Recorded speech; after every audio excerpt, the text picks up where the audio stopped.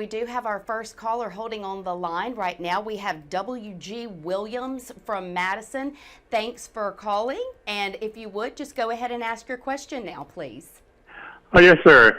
I was at one of the casinos in Mississippi, and we had just got there. So we were walking down the aisle, and all of a sudden I failed, and I tripped on uneven carpet.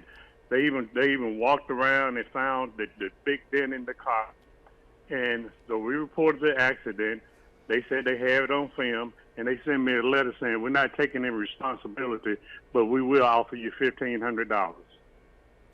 Wow, interesting. You would definitely think it would be more than that. Martin, if you don't mind, if you could answer that question first for him, please. Well, it's important when you have a situation like that to always get photographs.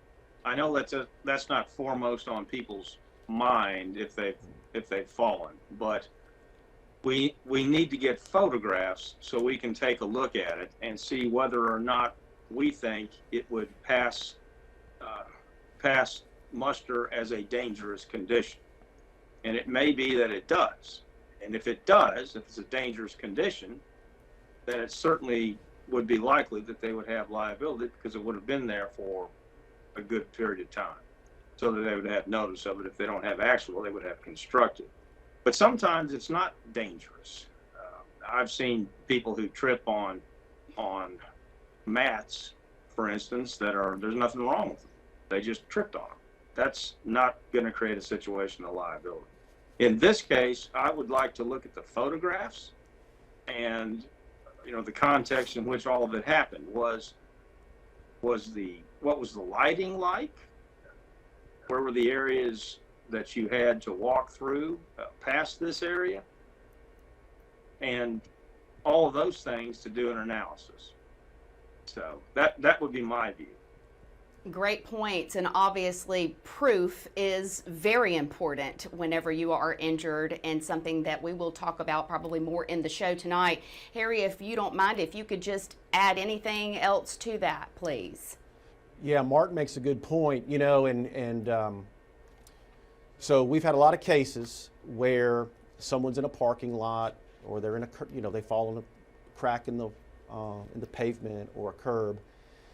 And Martin's done a lot of research on these things about, in the case law, what is considered to be unreasonably dangerous or what is a normally encountered condition. We've talked about this, and I get calls, people trip over curbs, or when you pull into a parking spot, there's the concrete barrier that you pull up to. There's some cracks in the sidewalk.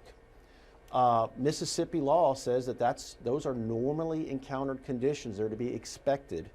A parking lot's not going to be perfect, and curbs are going to be placed, expansion joints. But that's not a complete bar, and Martin is correct. You got to see the photographs, because it depends. If it's a small crack, that's one thing, but if it's large enough to be considered, say, a hole, if it's by a place of entry or exit where it's a high traffic area, there's sometimes things you can argue to get around, that case law that talks about, normally encountered conditions. You're not going to find a perfect parking lot. It's not going to be completely smooth.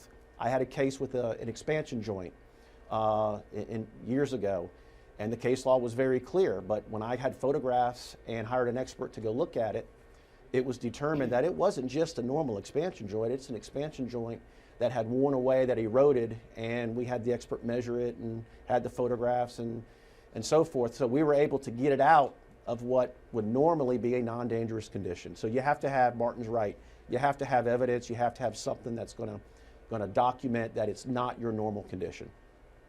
Great information.